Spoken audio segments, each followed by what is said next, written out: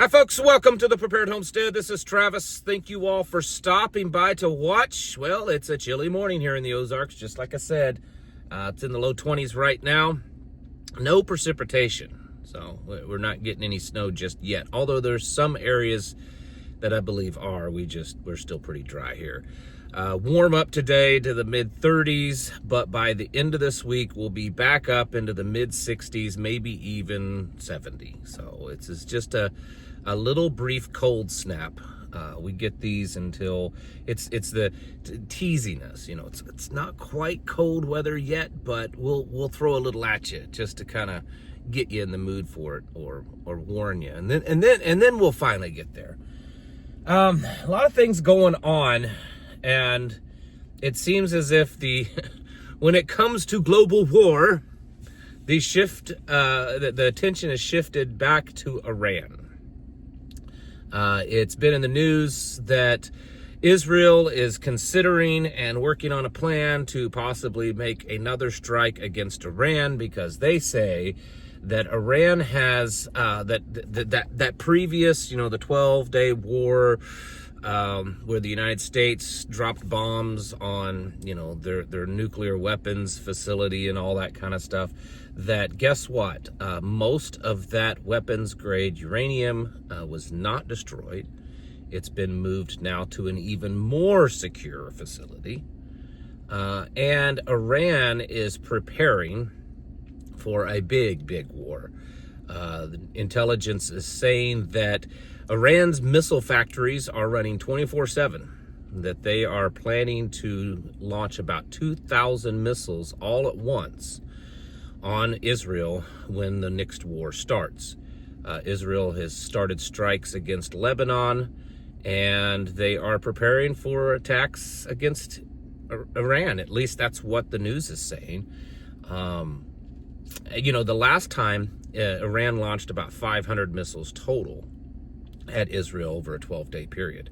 So if they launched 2,000 all at once, that would be a big deal.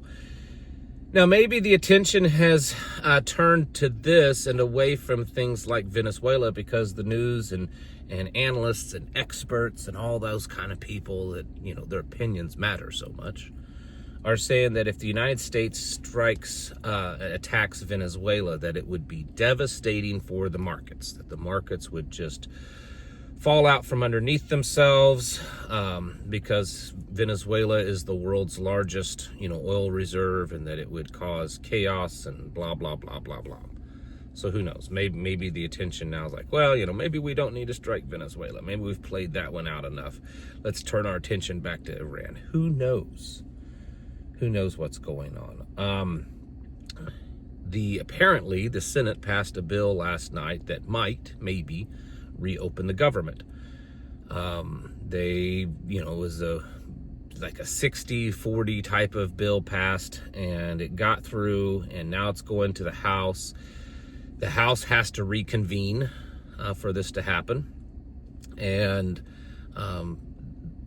the speculation is that maybe by Thursday, or maybe just before Thanksgiving, next week, whatever, something, that they might be able to reopen the government. Now, just to be clear, there's a lot of talk on the news that it's done. That the reopening of the government is done, and that's not exactly true. A new bill has been passed in the Senate, so now it has to go to the House. The House has to figure out if they agree to that.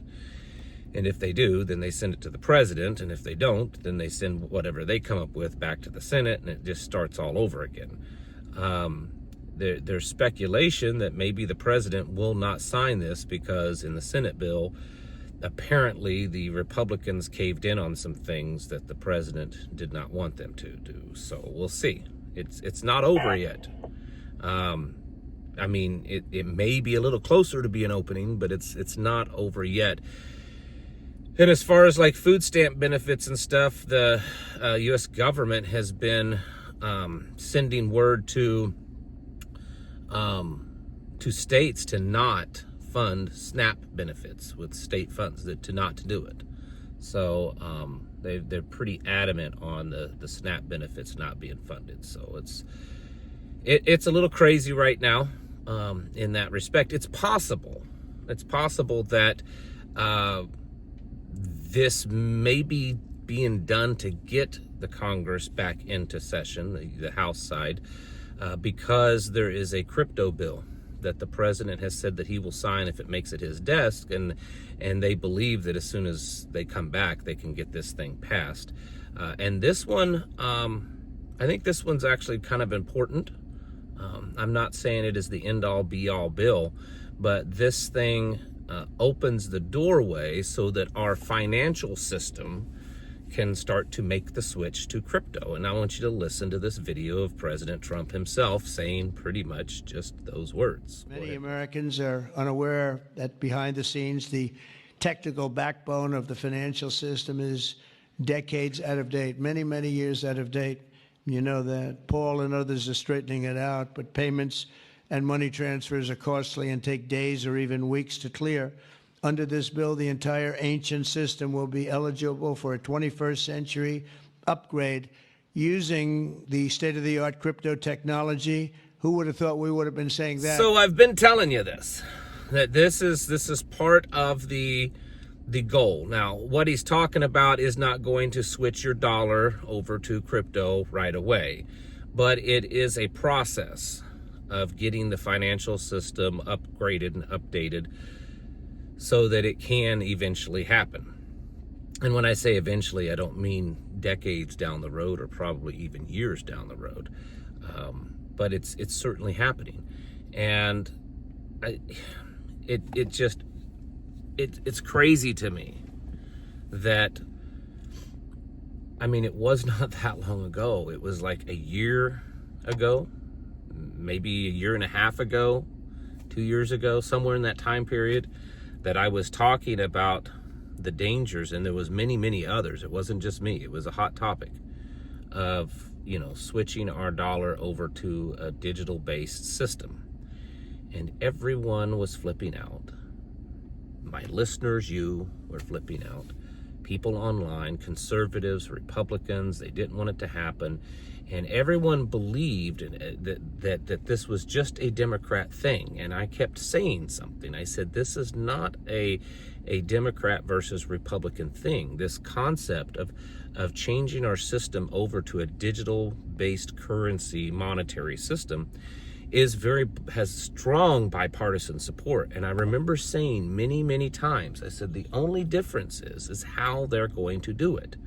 There's the Democrat version, and then there's the Republican version. But both want to switch us over to a digitally based monetary system, which can be controlled. And I got some backlash on that. I had some people say, oh, no, the Republicans, they're against this. They don't want to have. I said, no, you're wrong. You're wrong. That both sides definitely want digital currency. The debate, the argument is how to do it. And so now we're seeing the conservative side. While it looks a little bit less regulated, and it is because it's based on private banks for the most part, with stable coins versus a central bank issued digital currency, it will still be controllable. The value of it will be controlled. The disbursement of it, everything. They can change your money little by little, the value of it. They can control what you can and cannot buy. And this is what I've been warning about. And I'm telling you, it's coming. And it's coming really, really fast. The president's talked about sending out $2,000 stimulus checks. Now, of course, the Secretary of Treasury has been backing off of that, saying, well, that could come in the form of tax credits and things like that. They want to get to a point, because here's what's going to, if they end up doing, I know a lot of people don't believe that there'll be any type of stimulus or dividend check. It's possible that there will be, and if they do, it'll come in the form of digital currency. So the only way for you to get it is you have to open up your wallet, not your physical wallet, your digital wallet. You will have to create a digital wallet to have access to that money. And there'll be a lot of people doing it. And actually, as crazy as it seems, there's a lot of people pushing for it.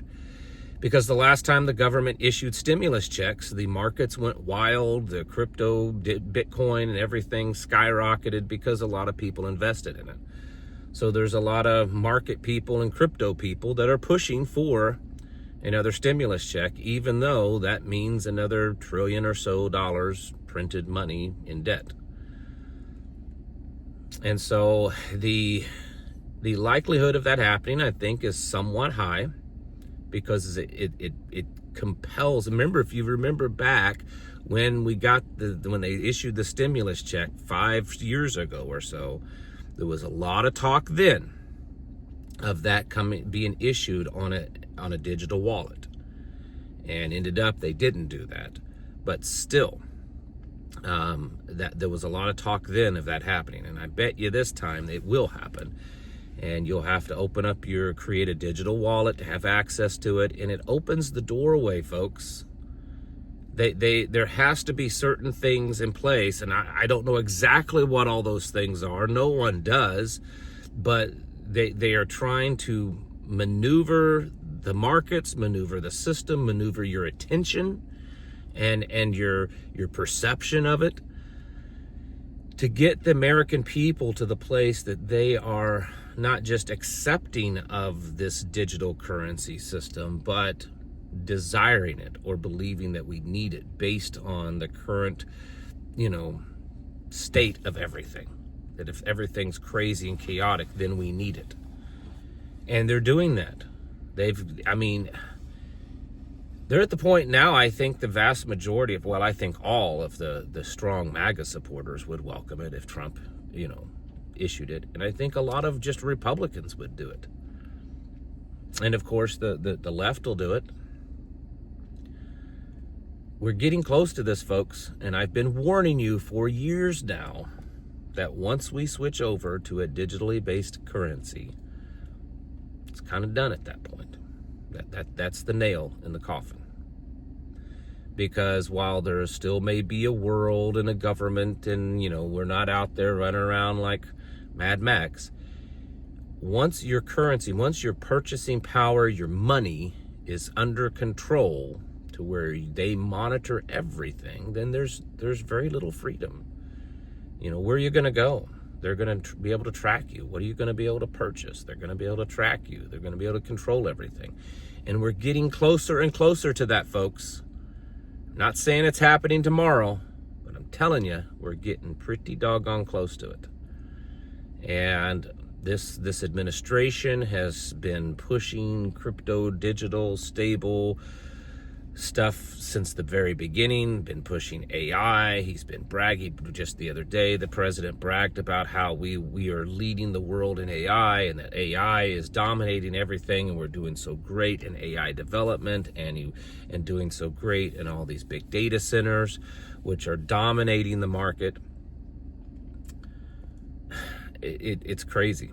It's something I just want to throw out there. I said the other day that these AI data centers are the big, and the AI tech stocks are the big, money maker right now in the market, and that's true. But I was looking. That there's really only two things right now that are bringing massive amounts of money, profit, into the economy. That's the AI tech stocks and the data centers as one thing. And the other thing, OnlyFans. Yes, the pornography, digital prostitution website. It is the most profitable per employee of any company in the world. And it's bringing in just tens of billions of hundreds of billions of dollars into this country. So it's crazy that that's where we are at as a nation. That the two things in this country that are making the most money is anything to do with artificial intelligence and data collection, collecting your data, collecting your data, storing it, using it, allowing AI to sit there and figure it out so that they can know more about you, and pornography and prostitution. That's where we're at as a nation. And I mean, it may not be that surprising when you watch the parties that they have in Mar-a-Lago. It's crazy stuff. I mean, like Marie Antoinette kind of stuff going on down there. Anyways, so yeah, that's where we're headed. The government may open by Thanksgiving, possibly. And we may be seeing more wars with the Middle East and Iraq and, Israel and all that kind of stuff. But remember that we're also watching a rapid change of our system. Digital monetization, all that happening right now. Artificial intelligence, data collection, collecting every bit of data, every move you make, they are collecting it. So anyways, I just wanted to give you all that wonderful news here on this beautiful, crisp Monday morning. You know what you need to be doing, though? You need to be building your own continuity of you plan. Of what are you going to do when this all comes crashing down? And you may not have the answers. Don't worry, no one does. I don't have all the answers, certainly. But you need to be working towards a level of self-sufficiency. If you have a small little community group, something like that, start working on other types of ways to barter, trade, and alternative currencies. Whether it's gold, silver, rocks, beans. I mean, there's all kinds of things that's been used. Shells, seashells, that's been used as currency. Do something. Figure out something. Because once we switch over to this, freedom is we've lost a lot of it at that point. And you need to be prepared for that. Folks, it's time to get your houses in order and to prepare yourselves mentally, physically, and spiritually. Thanks for watching. Catch you in the next video.